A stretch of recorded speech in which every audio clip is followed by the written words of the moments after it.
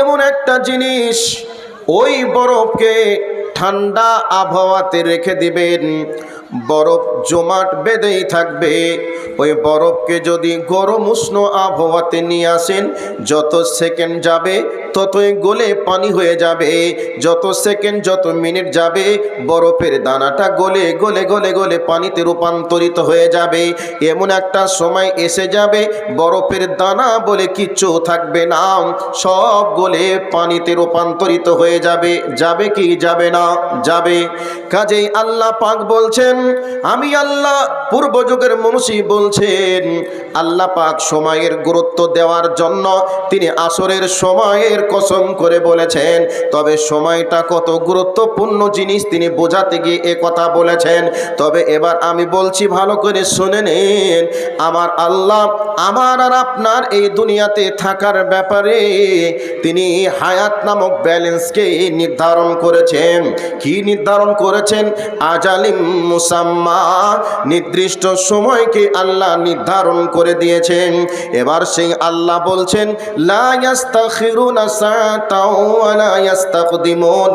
আল্লাহ পাক বলছেন, বান্দারে আমি আল্লাহ যার জীবনে যেই সময় নির্ধারণ করে দিয়েছি, ওই এক সেকেন্ড আগেও মালাকুল মউত তোমার কাছে যাবে না, আর এক সেকেন্ড পরেও তোমার কাছে মালাকাল মউত আসবে না। আজালিম মুসাম্মা, নির্দিষ্ট সময়ে তোমার কাছে আসবে।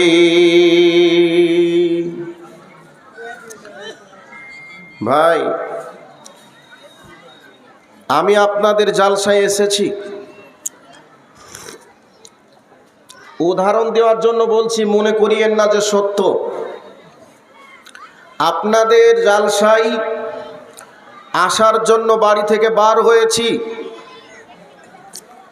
আমার কাছে বা আমার ব্যাগে ধরে নেন 50,000 টাকা ছিল, দামি একটা মোবাইল ছিল। আস্তে আস্তে মোবাইল ব্যাগ সহ সব ছিনতাই হয়ে গেল। করুণ সুরে কান্না। আপনারা জিজ্ঞাসা করছেন, ভাই ইবাদুল্লাহ কাঁদছো কেন? আমি বলছি, ভাই আপনাদের জালসায় আসতে গিয়ে আমার সর্বনাশ। কি হয়েছে? রাত জাগার 50,000 টাকা আর দামি একটা মোবাইল ছিল, চোরেরা ছিনতাই করে নিয়েছে। আমার কান্না দেখে আপনাদের ময়া হলো। এতগুলো মানুষ আপনারা বলছেন, ভাই কাঁদিয়েন না, চোরের কি ধর্ম আছে, চুরি করে নিয়েছে, কে দেখি লাভ হবে। যাক, আপনার দেখে আমাদের ময়া হলো, এই জন্য আমরা সকলে মিলে একটা মোবাইল এবং 50,000 টাকা আপনাকে আমরা দেব। তো এতগুলো মানুষ মিলে একটা মোবাইল আর 50,000 টাকা আপনারা ইচ্ছা করলে দিতে পারবেন? হ্যাঁ অথবা না, একটু জিজ্ঞাসা করছি, পারবেন কি পারবেন না? আরে ভাই, আমি তো আগেই বলেছি, উদাহরণ দিচ্ছি, লাগবে না, হারাইনি, চাচ্ছি না, বোঝানোর জন্য বলছি। আপনারা একটা মোবাইল আর 50,000 টাকা দিতে পারবেন কি পারবেন না এতগুলো মানুষ মিলে? তারপরেও যে বুঝে আসছে না গো। একটা কথা বলি, শোনেন ভালো করে। এই ন্যাংড়া খোঁড়ায় নাচনা নাচে, ন্যাংড়া খোঁড়ায় নাচনা নাচে, কানাই বসা দেখে, বোবাই বসে ওয়াজ করে, ঠসাই বৈশা শোনে। ন্যাংড়া খোঁড়া নাচছে, ড্যান্স দিচ্ছে, চোখে যে দেখতে পায় না, নজরালি দেখছে। বুকছদ্দি বুবা, কথা বলতে পারে না, এ বক্তব্য দিচ্ছে। আর কানে যে শুনতে পায় না, সে যদি বসে বসে শুনছে, পরিবেশটা কেমন মনে হবে? কেমন হবে গো? আপনারা কি আমাকে ন্যাংড়া খোঁড়া মনে করছেন? ন্যাংড়া নয়, খোঁড়া নয়, মনে করছেন 1 কুইন্টাল ওজন। 1 কুইন্টাল ওজন এই মালটা যেমন 1 কুইন্টাল এইভাবে করে চাগাইতেও পারি, 2-1 জনকে বক্সিং দিয়ে উড়িয়ে দিতেও পারি। মোটা আছি বলে মনে কিছু করিয়েন না, বিষয়টা ভালো করে বুঝেন। আমাকে আপনারা ন্যাংড়া খোঁড়াও মনে করিয়েন না, আর আপনাদেরকে আমি অন্ধও মনে করব না। আর আমাকে আপনারা বোবাও মনে করিয়েন না, আর আপনাদেরকে আমি ঠসাও মনে করব না। আপনাদের কাছে হ্যাঁ আর না এতটুকু জানবো। যদি বুঝতে পারেন হ্যাঁ, না বুঝতে পারেন না, এতটুকু আপনাদের কাছে চাচ্ছি। এরপরে পাওয়া যাবে? এরপরেও বুঝে না, কোথায় থেকে এসছে রে আস্তক বাঙালি রে ভাই। যে এতগুলো মানুষ মিলে 50,000 টাকা আর একটা মোবাইল হারিয়ে গেছে, উদাহরণ বলছি, লাগবে না। তারপরে বলছি আপনারা দেব বলে ইচ্ছা করেছেন, ইচ্ছা করলে পারবেন কি পারবেন না? এই তো একটু একটু হয়েছে, একটু একটু হয়েছে। বাংলাদেশের শ্রোতাদেরকে একবার জিজ্ঞাসা চিহ্ন আসলেই, হ্যাঁ চিহ্ন আসলেই হ্যাঁ, বক্তা আরও চিৎকার করবে। 2 ঘন্টা 2.5 ঘন্টা বললেও বক্তার কোনো ক্লান্তি আসে না, মনে হবে 18 বছর যৌবন চলছে বক্তার। সেই জন্য আপনাদের কাছে হ্যাঁ না জিজ্ঞাসা করব, আশা করি আপনারা উত্তরটা দিবেন। তো এখন 50,000 টাকাও দিতে পারবেন, একটা মোবাইল কিনে দিতেও পারবেন। এখন বলুন, আমি বক্তব্য দিচ্ছি, আমার জীবন থেকে একটা সেকেন্ড সময় চলে গেল, মালাকাল মাউত এসে আমাকে বললে ইবাদুল্লাহ লেকচার খুব দিয়েছিস, আর চলবে না, চল। এবার আমি বলছি মালাকাল মাউতকে একটু সময় দেন, ওখানে দাও, একটু সময় দেন। এবার বলছেন না সময় দেব না। এবার আপনাদেরকে আমি বলছি ভাই, আপনারা এতগুলো মানুষ আছেন, সবাই মিলে আমাকে একটা সেকেন্ড সময়ের জন্য একটু আবেদন করুন না। আর যদি তা না হয় আপনারা এক সেকেন্ড করে সময় আমাকে একটু ধার দেন আপনারা।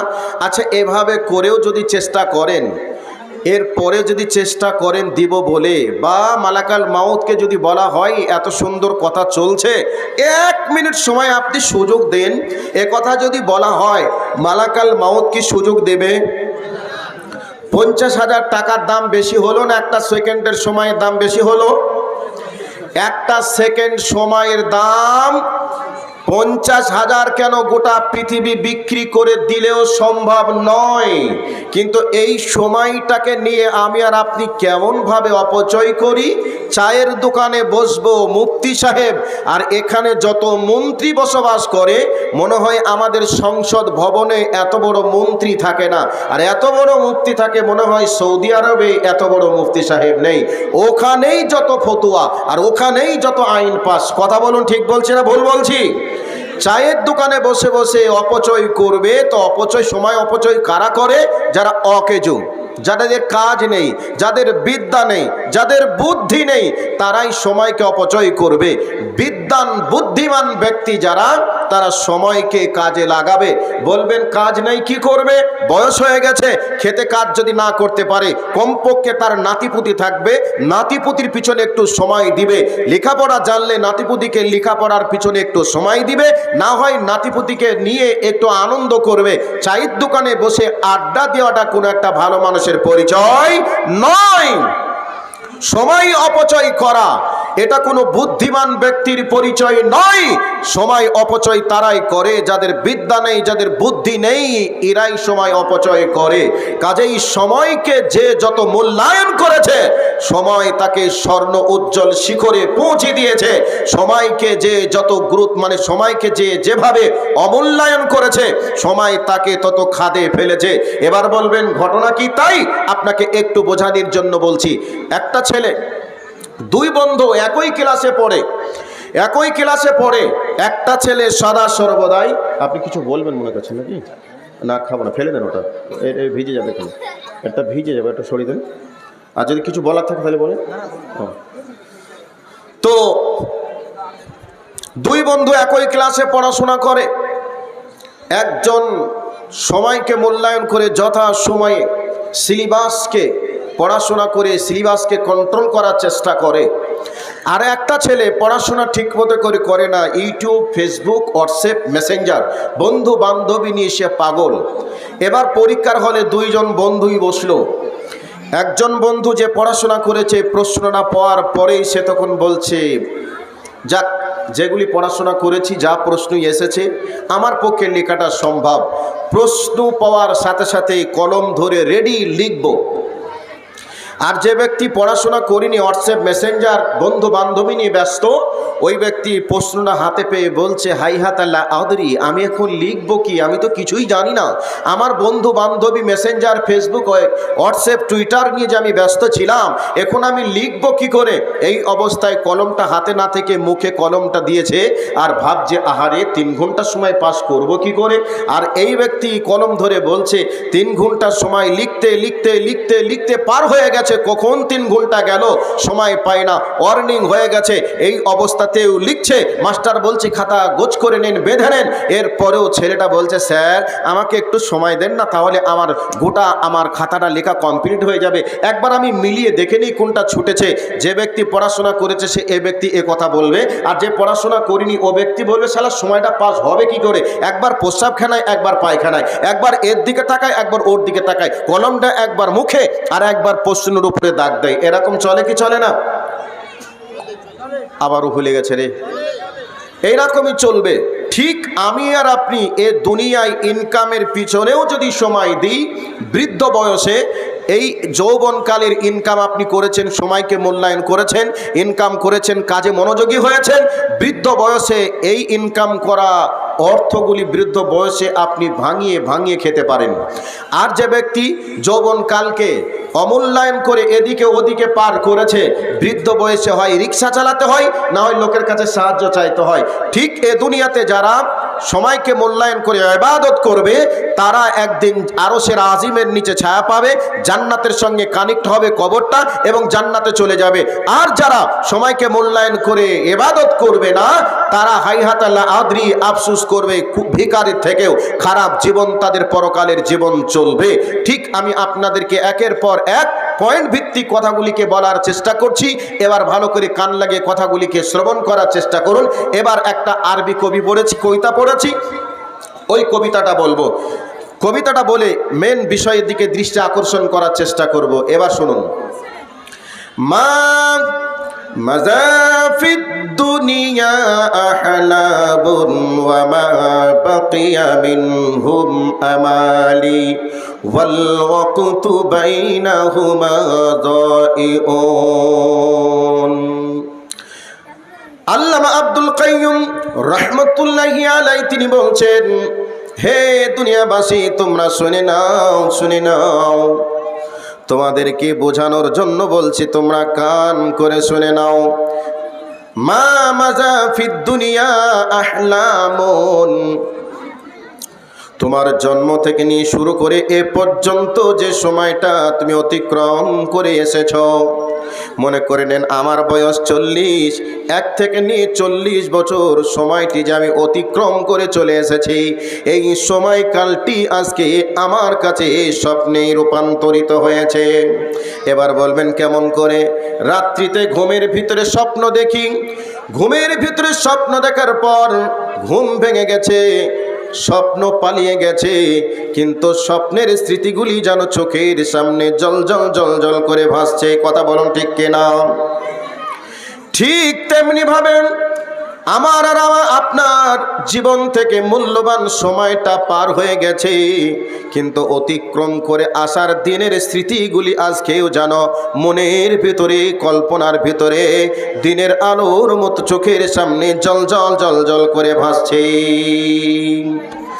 এবার আল্লামা আব্দুল কাইয়ুম তিনি বলছেন, ওয়া মা বাকিয়া মিনহুম আমালি, তোমার সামনের যে দিনগুলি বাকি আছে, যে কদিন তুমি বাঁচবে, এই বিষয় নিয়ে তোমার কাছে আকাঙ্ক্ষায় পরিণত হয়ে আছে। এবার বলবেন কেমন আকাঙ্ক্ষায়? আপনি একজন কৃষক হিসাবে মাঠে কয়েক বিঘা ভুট্টা লাগিয়েছেন, ভুট্টা মারবেন, কাটবেন, বিক্রি করবেন, টাকা হবে, বাড়ির ছাদ দিব। কেউ ছেলে পেলেকে লেখাপড়া করাচ্ছে, ডাক্তারি পড়ছে, তার বাপ মনে মনে তৈরি হয়ে আছে আমার ছেলে এই বছরে ডাক্তারি ডিগ্রি কন্ট্রোল কমপ্লিট করবে, এই অবস্থায় ছেলে আমার চাকরি পাবে, আর এই দক্ষিণ কাহালগাঁও গ্রামে আর থাকবো না, রায়গঞ্জ শহরে চলে যাব। আর ছেলের যদি ডিউটি পড়ে যায় শিলিগুড়িতে, তাহলে শিলিগুড়ি বিধাননগরের বা আমি ওই বাগডোগরা এয়ারপোর্টের আশেপাশে জায়গা ক্রয় করে ওখানে ফ্ল্যাট বানাবো। প্রত্যেকটা মানুষের মনের ভিতরে একটার পর একটা এইরকম ভাবে আশা আকাঙ্ক্ষা জেগে আছে না নেই?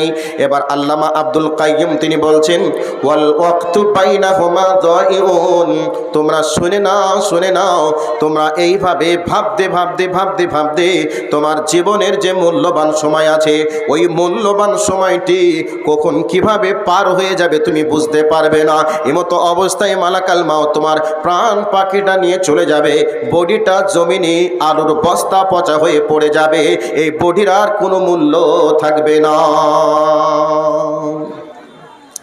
এই জন্য একজন বাংলা কবি তিনি বলছেন, হাই রে মত হাই কারণা ছাড়িলি, একে এক সবাকার ফানা করে দিলি, গেল দিন গেল মাস গেল রে বছর, যাইনি কেবল শুধু আয়ো গেল তোর, পাকা আম ঝুলিতেছে বোটায় রস নেই, কবে ঝড়ে পড়ে যাবে বেশি দেরি নেই, কোমর বাঁকালো তোর সাদা হলো কেশ, কোমর বাঁকালো তোর সাদা হলো কেশ, এখন কেবল বাকি কবরে প্রবেশ, নারীগণ কুটে ধান ঢিকিতে চাপায়া, নাড়াচাড়া করে কিন্তু হাত বাছাইয়া, তোমরাও সেই মতো যত বন্ধুগণ, করো কাজ বাঁচাইয়া ইমানের ধন, যাহা করো করো কিন্তু হইয়া সাবধান, বিনষ্ট না হয় যাতে অমূল্য ঈমান। নারে তাকবীর।